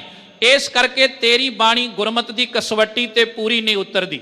ਫਿਰ ਛੱਜੂ ਦੀ ਵਾਰੀ ਆਈ ਤੇ ਉਹਨੇ ਜਿਹੜੀ ਬਾਣੀ ਪੜ੍ਹੀ, ਉਹਦੇ ਵਿੱਚ ਸਾਧ ਸੰਗਤ ਜੀ ਸਿੱਖ ਧਰਮ ਦਾ ਮਹਾਨ ਸਿਧਾਂਤ ਹੈ ਕਿ ਇੱਥੇ ਮਰਦ ਤੇ ਇਸਤਰੀ ਨੂੰ ਸਤਿਗੁਰੂ ਜੀ ਸਨਮਾਨ ਦਿੰਦੇ ਨੇ, ਪਰ ਉਹਦੀ ਬਾਣੀ ਵਿੱਚ ਕਿਤੇ ਨਾ ਕਿਤੇ ਇਸਤਰੀ ਦੇ ਖਿਲਾਫ ਸ਼ਬਦ ਸਨ। ਉਹਨੇ ਪੜਿਆ ਕਾਗਦ ਸੰਧੀ ਪੁੱਤਰੀ, ਤਉ ਨਾ ਤ੍ਰਿਆ ਨਿਹਾਰ, ਇਉਂ ਹੀ ਮਾਰ ਲਿਜਾਵਹੀ ਜਿਉਂ ਬਲੋਚਨ ਧਾਰ। ਸਾਧ ਸੰਗਤ ਸਤਿਗੁਰੂ ਸੱਚੇ ਪਾਤਸ਼ਾਹ ਕਹਿਣ ਲੱਗੇ ਛੱਜੂ ਬਾਬੇ ਨਾਨਕ ਨੇ ਇੱਕੋ ਗੱਲ ਕਹੀ ਹੈ ਕਿ 32 ਸਲੱਖਣੀ ਸੱਚ ਸੰਤਤ ਪੂਤ, ਆਗਿਆਕਾਰੀ ਸੁਗੜ ਸਰੂਪ। ਮਹਾਰਾਜ ਨੇ ਕਿਹਾ ਸੋ ਕਿਉਂ ਮੰਦਾ ਆਖੀ ਹੈ, ਜਿਤ ਜੰਮੇ ਰਜਾਨ, ਤੇਰੀ ਬਾਣੀ ਵੀ ਗੁਰਮਤਿ ਨਾਲ ਮੇਲ ਨਹੀਂ ਖਾਂਦੀ। ਇਹਦੇ ਤੋਂ ਬਾਅਦ ਪੀਲੂ ਦੀ ਵਾਰੀ ਆਈ, ਉਹ ਜ਼ਿਆਦਾ ਹੀ ਨਿਰਾਸ਼ਾ ਵਿੱਚ ਚਲੇ ਗਿਆ। ਉਹਨੇ ਕਿਹਾ ਪੀਲੂ ਅਸਾਂ ਨਾਲੋਂ ਸੇ ਭਏ, ਜੋ ਜੰਮਦਿਆਂ ਮਰ ਗਏ। ਮਹਾਰਾਜ ਕਹਿੰਦੇ ਕਿ ਵੇਖ ਪੀਲੂ ਤੇਰੀ ਬਾਣੀ ਚੋਂ ਨਿਰਾਸ਼ਾ ਦੀ ਆਵਾਜ਼ ਆਉਂਦੀ ਹੈ, ਪਰ ਸਤਿਗੁਰੂ ਗੁਰੂ ਨਾਨਕ ਸਾਹਿਬ ਦਾ ਘਰ ਕਹਿੰਦਾ ਰੰਗ ਲਾਗਤ ਲਾਗਤ ਲਾਗਤ ਹੈ, ਭਰਮ ਪਉ ਭਾਗਤ ਭਾਗਤ ਭਾਗਤ ਹੈ। ਕਿ ਬੰਦਾ ਯਤਨ ਤਾਂ ਕਰੇ। ਇੱਥੇ ਕਾਂ ਬਿਰਤੀ ਵਾਲੇ ਵੀ ਬਾਬੇ ਦੇ ਘਰ ਵਿੱਚ ਆ ਕੇ ਹੰਸ ਬਣ ਜਾਂਦੇ ਨੇ, ਇੱਥੇ ਮਨਮੁਖ ਵੀ ਗੁਰਮੁਖ ਬਣ ਜਾਂਦਾ ਹੈ। ਤੇ ਤੂੰ ਕਹਿੰਦਾ ਸਾਡੇ ਨਾਲੋਂ ਉਹੋ ਹੀ ਚੰਗੇ ਜਿਹੜੇ ਜੰਮਦਿਆਂ ਮਰ ਗਏ, ਅਸੀਂ ਅੱਜ ਤੱਕ ਰੱਬ ਨਹੀਂ ਪਾ ਸਕੇ। ਸਾਹਿਬ ਕਹਿੰਦੇ ਤੇਰੀ ਬਾਣੀ ਵੀ ਗੁਰਮਤਿ ਦੀ ਕਸਵੱਟੀ ਤੇ ਖਰੀ ਨਹੀਂ ਉਤਰਦੀ। ਫਿਰ ਸ਼ਾਹ ਹੁਸੈਨ ਦੀ ਵਾਰੀ ਆਈ, ਉਹਨੇ ਪੜਿਆ ਚੁੱਪ ਵੇ ਅੜਿਆ ਚੁੱਪ ਵੇ ਅੜਿਆ, ਬੋਲਣ ਦੀ ਨਹੀਂ ਜਾਵੇ ਅੜਿਆ, ਸੱਜਣਾ ਬੋਲਣ ਦੀ ਨਹੀਂ ਜਾਵੇ ਅੜਿਆ। ਮਹਾਰਾਜ ਕਹਿੰਦੇ ਨਹੀਂ, साडे धर्म का असूल है कि जब लग दुनिया रही है नानक किश सुनिए किश कही है। इस करके शाह हुसैन जी ਤੁਹਾਡੀ बाणी भी गुरमत नाल मेल नहीं खाती। कान्हा बड़ा हैरान होया, गुस्से विच आके महाराज नूं कहन लगा कि तुसीं साडे नाल ठीक व्यवहार नहीं कीता। याद रखना साध संगत, ये चंदू दा रिश्तेदार भी सी जिहड़ा कान्हा सी, चाचे दा पुत जां कईयां ने मामे दा पुत भरा भी लिखिआ है। ते चंदू अगे ही महाराज सच्चे पातशाह दे घर नाल ईरखा करदा सी, क्योंकि इन्हें ब्राह्मणां नूं भेजिआ कि जाओ मेरी धी दा रिश्ता पक्का करके आओ। वो चलदे चलदे दिल्ली तो जदों अमृतसर साहब आए, गुरु दा दरबार, गुरु दी शोभा, गुरु घर दे अंदर चढ़ावा, ये सारा कुछ वेख के उन्होंने मन बनाया कि चंदू दी धी दा रिश्ता गुरु हरगोबिंद साहब नाल कर दिता जाए। श्री गुरप्रताप सूरज ग्रंथ का करता लिखदा है कि साध संगत जदों ये गए तो अगले पास्यों चंदू नूं पता लगा, उन्हें हंकारी लहजे विच शब्द वरतिया कि कन्या ईंट चुबारे की मम मोरी स्यों लावत है, कि साडा घर जिहड़ा ये चुबारा है, साडी धी जिहड़ी है ये वड्डी गल है। इस करके गुरु नानक साहब दे घर नूं उन्हें छोटा दर्शाउण दा यतन कीता ते दिल्ली दी संगत दे मना करन ते सतगुरु सच्चे पातशाह ने, भावें कि महाराज आप जानी जान ने, पर फिर भी संगत दा मान रखिया ते महाराज ने ये बचन कहे, हमें मिले को निरहंकारा, कि असीं अपने पुत्र दा उत्थे कारज करांगे जिस घर दे विच हंकार ना होवे। महाराज ने रिश्ता लैण तो इनकार कर दिता। सो चंदू भी कारण बनिया, सिख धर्म की वध रही हरमन प्यारता कारण बनी, गुरु ग्रंथ साहब की संपादना ते सचखंड श्री हरमंदर साहब का बनना कारण बनिया, ते जहांगीर की धार्मिक कट्टड़ता कारण बनी। क्योंकि अकबर चाहुंदा सी मैं अपने पोतरे खुसरो नूं राज भाग दे के जावां, पर साध संगत कुछ कट्टड़ मुलाणियां ते काजियां ने जहांगीर की मदद की ते खुसरो नूं इन्हां ने कैद कर लिया। जदों खुसरो कुछ समय लई बाहर आया, वो जिस जिस धरती ते गया लोकां ने उहदी मदद की ते सरकार ने उस वेले बहाना बनाया कि वेखो जी खुसरो की मदद गुरु अर्जन देव महाराज ने भी की है। और यह भी एक कारण सतगुरु सच्चे पातशाह की शहीदी का सानू इतिहास विचों मिलता है। कहण तो भाव भाई साहब भाई गुरदास जी कहते ने कि रहिंदे गुर दरियाओ विच मीन कलीन हेत निर्बाणी, दर्शन देख पतंग ज्यों ज्योति अंदर जोत समाणी। कि गुरु अर्जन देव महाराज खुद खुदा हन, अमृतसर साहब बैठे ने, माहौल नूं वेख लिया कि जहांगीर बड़ा कट्टड़ है, क्योंकि इहदी जिहड़ी तुझके जहांगीरी है ना, इहदे विच इन्हें गुरु नानक साहब दे घर नूं दुकाने बातल करके लिखिया है, झूठ की दुकान करके लिखिया है। और याद रखना यदि उस तुझके जहांगीरी तो ही पता लगता है कि उस वेले दी सरकार ते हुकूमत ये धन गुरु अर्जन देव महाराज सच्चे पातशाह दे नाल किवें ईरखा करदी है। अकबर दा एक दरबारी बीरबल होया है, ये भगवान दास ब्राह्मण दा नौकर सी ते जदों अकबर दा विआह जोधा बाई नाल होया ये दाज विच आया सी। इन्हें भी महाराज सच्चे पातशाह की विरोधता करदियां कहा सी कि सतगुरु जी मैं अफगानिस्तान जा रहा हाँ, ते जेकर मेरे आउण तक तुसीं इस प्रचार नूं बंद ना कीता, मैं प्रचार शब्द वरत रहा, वैसे उन्हें भी दुकाने बातल ही शब्द वरतिया। पर साध संगत सतगुरु सच्चे पातशाह नूं धमकी दे के तुर पिया ते महाराज मुस्कुरा के कहन लगे बीरबल मान नहीं करीदा, आवेगा जे वापस ते फिर वेखी जाएगी। फिर उत्थे यूसुफ जईयां दे हत्थों ये बीरबल कतल हो गया। अज साडे बच्चे सीरीयल वेंदे ने अकबर दा बीरबल दा, पर सानू पता होना चाहिए कि बीरबल भी शहीदी का एक कारण है। खैर सतगुरु इस जगह ते बराजे जिथे अजकल कोठा साहब है, महाराज इत्थे बैठे ने। कवि संतोख सिंह जी लिखते ने, श्री अर्जन जिन सत कर जाना, होनहार बिरतंत बखाना, श्री गुर ग्रंथ थिरे जे रैन, ते गुर बैठे जिन नह भै ना। कि जिथे महाराज रात नूं बराजदे गुरु ग्रंथ साहब उत्थे महाराज बैठे ने। वेख लिया कि हुण साडी जिहड़ी शहीदी वो अटल है, ते महाराज भाई बिधि चंद जी, भाई जेठा जी, ये तादक 5 सिखां दे नाल इस धरती तो साहिबजादा गुरु हरगोबिंद साहब जी नूं गुरता गद्दी दे के श्री रामसर साहब की पवित्र धरती तो हो के ते आप खुद लाहौर की धरती ते जांदे ने। जहांगीर दे उस दरबार दे अंदर भाव कि जिहड़ा जासा कानून उस वेले जहांगीर ने बनाया सी ਉਹਦੇ ਤਹਿਤ ਮਹਾਰਾਜ ਸਾਹਿਬ ਨੂੰ ਸ਼ਹੀਦ ਕਰਨ ਵਾਸਤੇ ਚੰਦੂ ਦੀ ਹਵੇਲੀ ਵਿੱਚ ਵੀ ਤਸੀਹੇ ਹੁੰਦੇ ਰਹੇ। ਸਤਿਗੁਰੂ ਸੱਚੇ ਪਾਤਸ਼ਾਹ ਤੇ ਉਬਲ ਦੀ ਦੇਗ ਵਿੱਚ ਬਿਠਾਇਆ, ਗਰਮ ਰੇਤਾ ਸੀਸ ਵਿੱਚ ਪਾਈ ਗਈ। ਤੇ ਜਿਹੜਾ ਜਾਸਾ ਕਾਨੂੰਨ ਹੈ ਨਾ, ਇਹ ਸਾਧ ਸੰਗਤ ਜੀ ਮੰਗੋਲੀਆ ਦੀ ਧਰਤੀ ਤੇ ਚੰਗੇਜ਼ ਖਾਨ ਨੇ ਬਣਾਇਆ ਸੀ। ਉੱਥੇ ਇੱਕ ਕੌਮ ਹੈ ਜਿਹਨੂੰ ਸ਼ੈਮੀਅਨ ਕਿਹਾ ਜਾਂਦਾ ਹੈ। ਇਹ ਸ਼ਮਣ ਕਬੀਲੇ ਤੋਂ ਸ਼ੈਮੀਅਨ ਲੋਕ ਬਣੇ ਨੇ ਤੇ ਉਹਨਾਂ ਦਾ ਮੰਨਣਾ ਸੀ ਕਿ ਜੇਕਰ ਕਿਸੇ ਬਿੱਕੀ ਦਾ ਕਤਲ ਕਰਨਾ ਹੋਵੇ, ਬਿੱਕੀ ਦਾ ਅਰਥ ਇਹ ਹੈ ਕਿ ਉਹਨਾਂ ਦੇ ਧਰਮ ਦੇ ਅੰਦਰ, ਉਸ ਰਾਜ ਭਾਗ ਦੇ ਅੰਦਰ ਜਿਹੜੇ ਧਾਰਮਿਕ ਰਹਿਬਰ ਨੇ ਉਹਨਾਂ ਨੂੰ ਬਿੱਕੀ ਕਿਹਾ ਜਾਂਦਾ ਹੈ ਕਿ ਉਹਦੇ ਖੂਨ ਦਾ ਇੱਕ ਵੀ ਕਤਰਾ ਧਰਤੀ ਤੇ ਨਹੀਂ ਡੁੱਲਣਾ ਚਾਹੀਦਾ। ਤੇ ਉਹਨਾਂ ਲਈ ਫਿਰ ਉਹਨਾਂ ਨੇ ਤਸੀਹੇ ਇਦਾਂ ਦੇ ਚੁਣੇ। ਔਰ ਸਾਧ ਸੰਗਤ ਉਹ ਜਿਹੜਾ ਚੰਗੇਜ਼ ਖਾਨ ਸੀ, ਉਹਦੇ ਤੋਂ ਬਾਅਦ ਇਹ ਜਾਸਾ ਕਾਨੂੰਨ ਤੈਮੂਰ ਕੋਲ ਆਇਆ, ਤੈਮੂਰ ਤੋਂ ਬਾਅਦ ਬਾਬਰ ਕੋਲ ਆਇਆ, ਬਾਬਰ ਤੋਂ ਬਾਅਦ ਹਮਾਯੂੰ ਤੇ ਅਕਬਰ ਤੇ ਫਿਰ ਜਹਾਂਗੀਰ ਦੇ ਕੋਲ ਪਹੁੰਚਦਾ ਹੈ। ਇਸ ਜਾਸਾ ਕਾਨੂੰਨ ਦੇ ਅਧੀਨ ਮਹਾਰਾਜ ਸਾਹਿਬ ਨੂੰ ਤੱਤੀ ਤਵੀ ਤੇ ਬਿਠਾਇਆ। ਸਾਈਂ ਮੀਆਂ ਮੀਰ ਸਾਹਮਣੇ ਖੜਾ ਹੈ। ਉਸ ਵੇਲੇ ਦੀ ਸਥਿਤੀ ਨੂੰ ਵੇਖ ਕੇ ਤੇ ਉਹ ਇੱਕ ਬਚਨ ਕਹਿੰਦਾ ਹੈ, ਇੱਕ ਕਵੀ ਨੇ ਬਹੁਤ ਪਿਆਰਾ ਲਿਖਿਆ ਹੈ। ਉਹ ਕਹਿੰਦਾ ਸਵਾਲ ਜਵਾਬ ਜਿਹੜੇ ਉਸ ਵੇਲੇ ਸਾਈਂ ਜੀ ਦੇ ਸਵਾਲ ਤੇ ਧੰਨ ਗੁਰੂ ਅਰਜਨ ਦੇਵ ਮਹਾਰਾਜ ਦੇ ਜਵਾਬ ਸਨ। ਉਹ ਕਹਿੰਦਾ ਚਾਰੇ ਪਾਸੇ ਅੱਗ ਬਰਸੇ, ਸੇਕ ਸੀ ਤਨ ਸਾੜਦਾ, ਛਾਲੇ ਛਾਲੇ ਹੋ ਗਿਆ ਸਰੀਰ ਸੱਚੀ ਸਰਕਾਰ ਦਾ।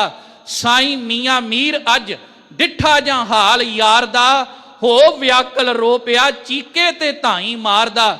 ਸੁਣ ਸਤਿਗੁਰਾਂ ਕਿਆ ਮੀਆਂ ਮੀਰ, ਛੋਡੋ ਪ੍ਰੀਤੀ ਚਾਮ ਸੇ, क्या हुआ तन तप रहा है, हम शांत हैं हर नाम से।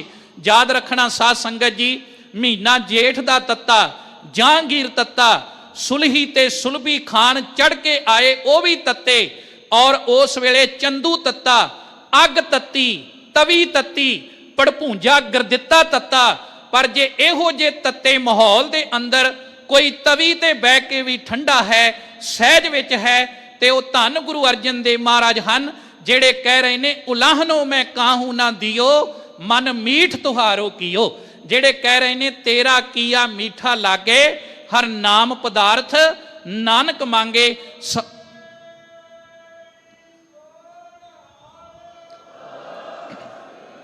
ਸੋ ਸਤਿਗੁਰੂ ਦੀ ਸ਼ਹੀਦੀ ਹੋਈ। ਕਵੀ ਜੀ ਇੱਥੋਂ ਤੱਕ ਕਹਿੰਦੇ ਬੱਧੇ ਹੋਏ ਦਿੱਤੇ ਨਦੀ ਰੋੜਾਏ, ਭਰੇ ਫਲੂਹੇ ਸਗਲੀ ਦੇਹੀ, ਰਾਵੀ ਦਾ ਠੰਡਾ ਪਾਣੀ ਪਾਉਣਾ। ਇਹ ਵੀ ਇੱਕ ਤਸੀਹਾਂ ਦੇ ਵਿੱਚ ਹੀ ਆਉਂਦਾ ਸੀ ਸਾਧ ਸੰਗਤ। ਸੋ ਸਤਿਗੁਰੂ ਮਹਾਰਾਜ ਸੱਚੇ ਪਾਤਸ਼ਾਹ ਜੀ ਹੱਕ ਤੇ ਸੱਚ ਦੇ ਬਦਲੇ ਉਹਨਾਂ ਨੇ ਇਹ ਸ਼ਹਾਦਤ ਦਿੱਤੀ। ਇਹਦੇ ਤੋਂ ਬਾਅਦ ਫਿਰ ਇਹ ਜਿਹੜੀ ਸਿੱਖ ਲਹਿਰ ਸੀ ਇਹਨੇ ਨਵਾਂ ਜਨਮ ਅਖਤਿਆਰ ਕੀਤਾ। ਤੇ ਯਾਦ ਰੱਖਣਾ ਆਪਾਂ ਰਹਿੰਦੇ ਸਮੇਂ ਵਿੱਚ ਬਾਣੀ ਦੀ ਵਿਚਾਰ ਵੀ ਕਰਨੀ ਹੈ ਕਿ ਅੱਜ ਮਹਾਰਾਜ ਦਾ ਸ਼ਹੀਦੀ ਦਿਹਾੜਾ ਹੈ। ਅੱਜ ਤੋਂ 38 ਸਾਲ ਪਹਿਲਾਂ 1984 ਵਿੱਚ ਉਦੋਂ ਵੀ 3 ਜੂਨ ਨੂੰ ਹੀ ਸ਼ਹੀਦੀ ਦਿਹਾੜਾ ਸੀ। ਤੇ ਸਾਧ ਸੰਗਤ ਜੀ ਪਤਾ ਸੀ ਵੀ 1 ਜੂਨ ਤੋਂ ਗੋਲੀ ਚੱਲਣੀ ਸ਼ੁਰੂ ਹੋ ਗਈ ਹੈ, ਪਰ ਸਿੱਖ ਗੁਰੂ ਅਰਜਨ ਦੇਵ ਮਹਾਰਾਜ ਦੇ ਘਰ ਨਾਲ ਇੰਨਾ ਪਿਆਰ ਕਰਦਾ ਹੈ। ਹਰਮੰਦਰ ਸਾਹਿਬ ਸਿੱਖ ਦਾ ਦਿਲ ਹੈ ਕਿ ਫਿਰ ਵੀ ਸਿੱਖਾਂ ਨੇ ਵੱਡੀ ਗਿਣਤੀ ਵਿੱਚ ਸ਼੍ਰੀ ਅੰਮ੍ਰਿਤਸਰ ਸਾਹਿਬ ਦੀ ਧਰਤੀ ਤੇ ਆ ਕੇ ਪੁਰਬ ਮਨਾਇਆ। ਪਰ ਉਸ ਵੇਲੇ ਦੀ ਹਿੰਦ ਹਕੂਮਤ ਨੇ ਸਾਧ ਸੰਗਤ ਜੀ ਬੇਦੋਸ਼ੇ ਸਾਡੇ ਬੱਚੇ ਬੱਚੀਆਂ ਸਿੱਖ ਬਜ਼ੁਰਗਾਂ ਨੂੰ ਕੋ ਕੇ ਸ਼ਹੀਦ ਕੀਤਾ। ਜਿਸ ਕਮਰੇ ਵਿੱਚ 10 ਲੋਕ ਰਹਿ ਸਕਦੇ ਸੀ ਉਹਦੇ 'ਚ 100 200 ਸਿੱਖਾਂ ਨੂੰ ਅੰਦਰ ਧੱਕ ਕੇ ਉਸ ਵੇਲੇ ਦੀ ਸਰਕਾਰ ਨੇ ਜਦੋਂ ਇਹ ਤੀਸਰਾ ਘੱਲੂਘਾਰਾ ਵਾਪਰਿਆ ਤੇ ਬਹੁਤ ਜ਼ਿਆਦਾ ਤਸੀਹੇ ਦੇ ਕੇ ਸਾਡੀ ਉਸ ਵੇਲੇ ਦੀ ਜਵਾਨੀ ਨੂੰ ਸ਼ਹੀਦ ਕੀਤਾ। ਯਾਦ ਰੱਖਣਾ ਖਾਲਸਾ ਜੀ, ਮੈਂ 1 ਮਿੰਟ ਵਿੱਚ ਹੁਕਮਨਾਮੇ ਦੀ ਵਿਚਾਰ ਵਾਲੇ ਪਾਸੇ ਆਉਣਾ ਹੈ ਕਿਉਂਕਿ ਸਮੇਂ ਦੀ ਬੰਦਿਸ਼ ਹੈ, ਉਹਨੂੰ ਮੈਂ ਧਿਆਨ ਵਿੱਚ ਰੱਖ ਕੇ ਕਾਫੀ ਕੁਝ ਸਾਧ ਸੰਗਤ ਜੀ ਸ਼ਾਰਟ ਵਿੱਚ ਕਰ ਦਿੱਤਾ ਹੈ। ਇੱਕ ਬੇਨਤੀ ਜ਼ਰੂਰ ਕਰਾਂਗਾ, ਜਿੱਦਾਂ ਦੇ ਹਾਲਾਤ ਅੱਜ ਬਣੇ ਹੋਏ ਨੇ ਸਾਧ ਸੰਗਤ ਵੇਖੋ ਕਿ ਜਿਹੜਾ ਉਸ ਵੇਲੇ ਦਾ ਹਮਲਾ ਸੀ ਨਾ 1984 ਦਾ, ਉਹ ਕਿਸੇ ਸਰੀਰ ਤੇ ਨਹੀਂ, ਉਹ ਸਾਡੀ ਸੋਚ ਤੇ ਹਮਲਾ ਸੀ। ਕਿਉਂਕਿ ਮੁੱਦੇ ਕਿਹੜੇ ਸਨ? ਉਹ ਮੁੱਦੇ ਤੇ ਅੱਜ ਵੀ ਖੜੇ ਨੇ ਨਾ।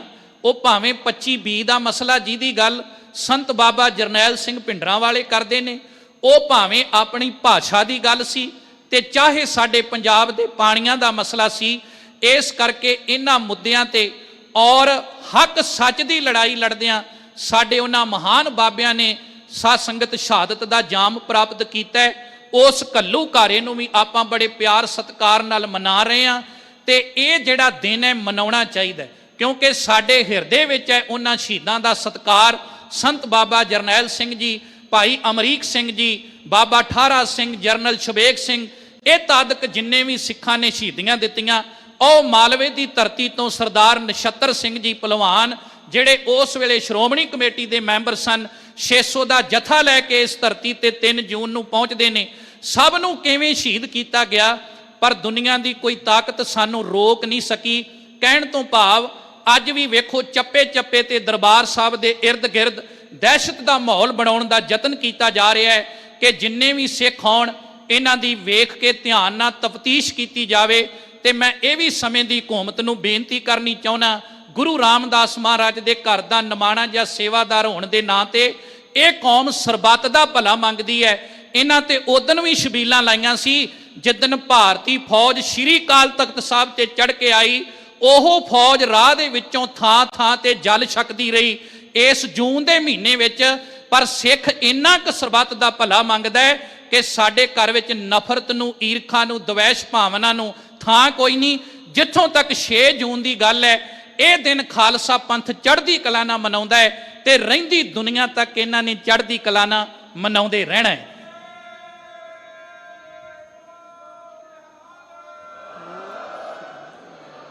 ਸੋ ਇਸ ਕਰਕੇ ਸਤਿਗੁਰੂ ਜੀ ਕਿਰਪਾ ਕਰਨ।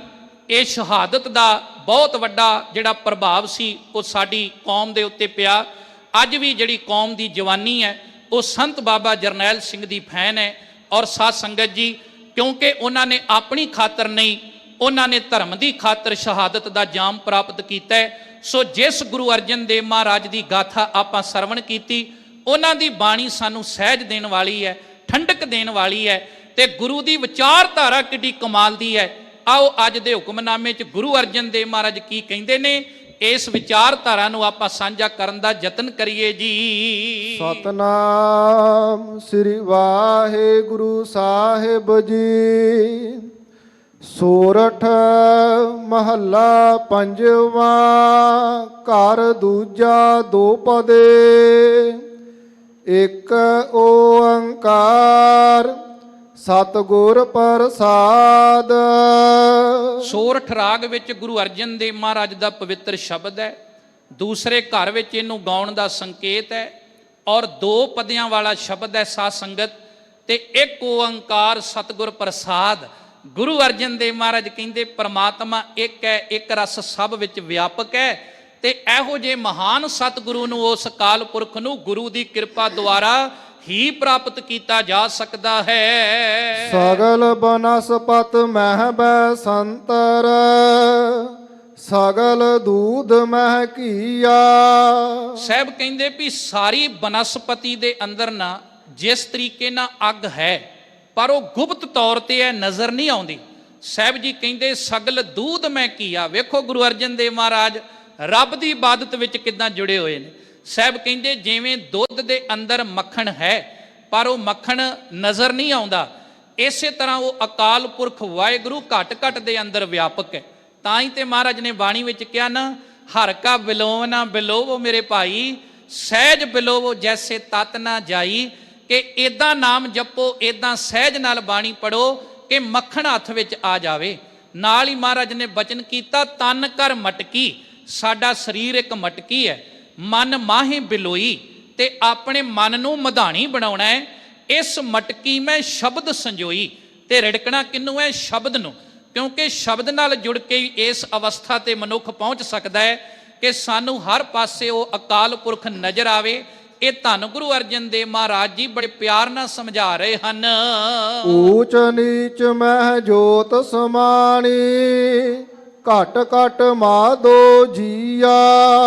ਸਾਹਿਬ ਕਹਿੰਦੇ ਇਸੇ ਤਰ੍ਹਾਂ ਹਰੇਕ ਵੱਡੇ ਦੇ ਅੰਦਰ, ਛੋਟੇ ਦੇ ਅੰਦਰ, ਹਰ ਇੱਕ ਜਗ੍ਹਾ ਦੇ ਉੱਤੇ ਉਸ ਵਾਹਿਗੁਰੂ ਦੀ ਜੋਤ ਸਮਾਈ ਹੋਈ ਹੈ।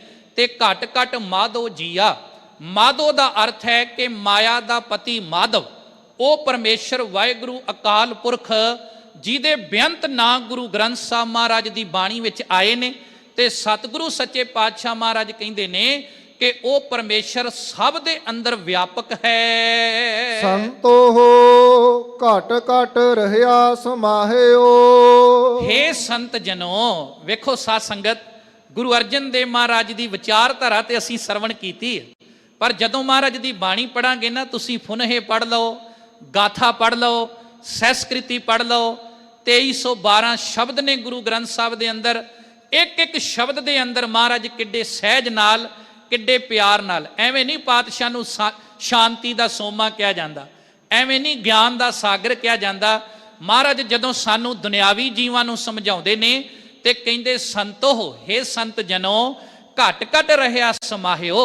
ਉਹ ਪਰਮੇਸ਼ਰ ਵਾਹਿਗੁਰੂ ਅਕਾਲ ਪੁਰਖ ਘਟ ਘਟ ਦੇ ਅੰਦਰ, ਹਰੇਕ ਜੀਵ ਦੇ ਅੰਦਰ, ਸਾਰੀ ਬਨਸਪਤੀ ਦੇ ਅੰਦਰ ਸਮਾਇਆ ਹੋਇਆ ਹੈ। ਪੂਰਨ ਪੂਰ ਰਹਿਓ ਸਰਬ ਮਹਿ, ਜਲ ਥਲ ਰਮਈਆ ਆਹਿਓ। ਤੇ ਮਹਾਰਾਜ ਸੱਚੇ ਪਾਤਸ਼ਾਹ ਕਹਿੰਦੇ ਨੇ ਉਹ ਪਰਮੇਸ਼ਰ ਪਰਿਪੂਰਨ ਵਾਹਿਗੁਰੂ ਅਕਾਲ ਪੁਰਖ ਪਰਮਾਤਮਾ ਜਲ ਦੇ ਅੰਦਰ ਵੀ, ਥਲ ਦੇ ਅੰਦਰ ਵੀ, ਹਰ ਇੱਕ ਜਗ੍ਹਾ ਤੇ ਉਹ ਵਾਹਿਗੁਰੂ ਜਿਹੜਾ ਰਮਈਆ ਭਾਵ ਕੇ ਰਮਿਆ ਹੋਇਆ ਹੈ। ਰਹਾਓ। ਫਿਰ ਮਹਾਰਾਜ ਗੁਰੂ ਅਰਜਨ ਦੇਵ ਜੀ ਵਿਸ਼ਰਾਮ ਦੇ ਕੇ, ਬੜੇ ਪਿਆਰ ਦੇ ਨਾਲ ਠਹਿਰਾ ਦੇ ਕੇ ਅੱਗੇ ਸਮਝਾਉਂਦੇ ਹਨ।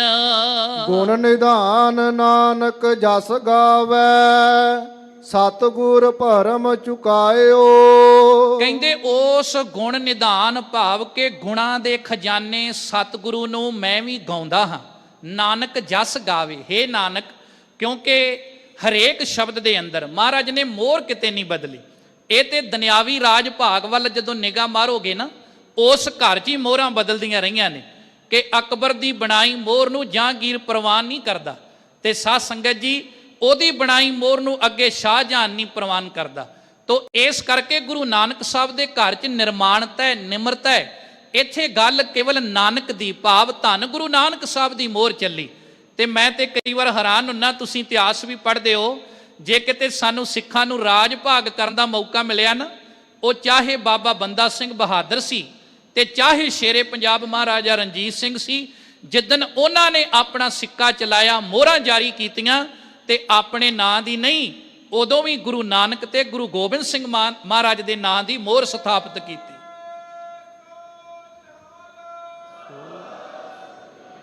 ਅਸੀਂ ਪ੍ਰਾਤਨ ਸਰੋਤਾਂ 'ਚ ਪੜ੍ਹਦੇ ਹਾਂ, ਦੇਗੋਂ ਤੇਗੋਂ ਫਤਿਹ ਨੁਸਰਤ ਬੇਦਰੰਗ, ਜਾਫਤ ਅੱਜ ਨਾਨਕ ਗੁਰੂ ਗੋਬਿੰਦ ਸਿੰਘ। ਮਹਾਰਾਜ ਸਾਹਿਬ ਜੀ ਦੇ ਸਿੱਖਾਂ ਨੇ ਆਪਣਾ ਨਾਂ ਨਹੀਂ ਲਿਆ ਕਿਤੇ ਵੀ, ਉਹਨਾਂ ਨੇ ਗੁਰੂ ਨਾਨਕ ਦਾ ਜਾਸੀ ਕੀਤਾ। ਔਰ ਇਹ ਖਾਸੀਅਤ ਹੈ ਸਾਧ ਸੰਗਤ ਕਿ ਬਾਬੇ ਨਾਨਕ ਦੇ ਘਰ 'ਚ ਕਦੇ ਮੋਹਰ ਨਹੀਂ ਬਦਲੀ, ਤੇ ਧੰਨ ਗੁਰੂ ਨਾਨਕ ਸਾਹਿਬ ਮਹਾਰਾਜ ਦੇ ਨਾਂ ਦੀ ਮੋਹਰ ਲਾ ਕੇ ਧੰਨ ਗੁਰੂ ਅਰਜਨ ਦੇਵ ਮਹਾਰਾਜ ਕਹਿੰਦੇ ਐ ਕਿ ਨਾਨਕ ਦਾਸ ਵੀ ਉਸ ਪਰਮੇਸ਼ਰ ਗੁਣਾਂ ਦੇ ਖਜ਼ਾਨੇ ਅਕਾਲ ਪੁਰਖ ਵਾਹਿਗੁਰੂ ਦਾ ਜਸ ਗਾਉਂਦਾ ਹੈ। ਸਤਿਗੁਰ ਭਰਮ ਚੁਕਾਇਓ, ਜਿਹੜੇ ਸਤਿਗੁਰੂ ਨੇ ਕਿਰਪਾ ਕਰਕੇ ਮੇਰੇ ਮਨ ਦੇ ਵਿੱਚੋਂ ਸਾਰੇ ਭਰਮ ਭੁਲੇਖੇ, ਸਾਰੇ ਵਕਾਰ, ਚੁਗਲੀ, ਨਿੰਦਿਆ, ਈਰਖਾ, ਅਵਗਣ, ਇਹਨਾਂ ਤੋਂ ਮੁਕਤ ਕਰਕੇ ਮੈਨੂੰ ਹੌਲਾ ਕਰ ਦਿੱਤਾ ਹੈ ਤੇ ਮੇਰੇ ਮਨ ਦੇ ਸਾਰੇ ਭਰਮ ਨਿਵਰਤ ਕਰ ਦਿੱਤੇ ਹਨ। ਸਰਬ ਨਿਵਾਸੀ ਸਦਾ ਅਲੇਪਾ, ਸਭ ਮਹਿ ਰਹਿਆ ਸਮਾਇਓ। ਤੇ ਉਹ ਸਰਬ ਨਿਵਾਸੀ ਪਰਮੇਸ਼ਰ ਹਰ ਇੱਕ ਦੇ ਅੰਦਰ ਜਿਹੜਾ ਨਿਵਾਸ ਰੱਖਣ ਵਾਲਾ ਹੈ, ਮਹਾਰਾਜ ਕਹਿੰਦੇ ਨੇ ਸਭ ਮਹਿ ਰਹਿਆ ਸਮਾਇਓ। ਉਹ ਹਰ ਇੱਕ ਦੇ ਅੰਦਰ, ਕਣ ਕਣ ਦੇ ਅੰਦਰ, ਜਲ ਦੇ ਅੰਦਰ, ਥਲ ਦੇ ਅੰਦਰ, ਬਨਸਪਤੀ ਦੇ ਅੰਦਰ। ਮਹਾਰਾਜ ਕਹਿੰਦੇ ਜਿਵੇਂ ਦੁੱਧ ਦੇ ਅੰਦਰ ਘਿਓ ਹੈ, ਉਹ ਨਜ਼ਰ ਨਹੀਂ ਆਉਂਦਾ। ਇਹ ਸਾਰੀਆਂ ਉਦਾਹਰਨਾਂ ਦੇ ਕੇ ਪਾਤਸ਼ਾਹ ਕਹਿੰਦੇ ਉਹ ਰੱਬ ਨਿਰੰਕਾਰ ਬੜਾ ਬੇਅੰਤ ਹੈ, ਤੇ ਸਾਨੂੰ ਉਸ ਨਿਰੰਕਾਰ ਪਾਤਸ਼ਾਹ ਜੀ ਦੀ ਪਾਵਨ ਬਾਣੀ ਨਾਲ ਜੁੜ ਕੇ ਆਪਣੇ ਜੀਵਨ ਦੇ ਵਿੱਚੋਂ ਲਾਹਾ ਖੱਟਣ ਦਾ ਯਤਨ ਕਰਨਾ ਚਾਹੀਦਾ। ਸੋ ਸਾਧ ਸੰਗਤ ਜੀ, ਅਸੀਂ ਵਡਭਾਗੇ ਹਾਂ, ਗੁਰੂ ਅਰਜਨ ਦੇਵ ਮਹਾਰਾਜ ਨੇ ਸਾਨੂੰ ਇਹ ਬਾਣੀ ਦਾ ਜਹਾਜ਼ ਦਿੱਤਾ। ਇਹ ਬਾਣੀ ਦੀ ਸੰਪਾਦਨਾ ਬਦਲੇ ਮਹਾਰਾਜ ਨੂੰ ਤੱਤੀਆਂ ਤਵੀਆਂ ਤੇ ਬਹਿਣਾ ਪਿਆ।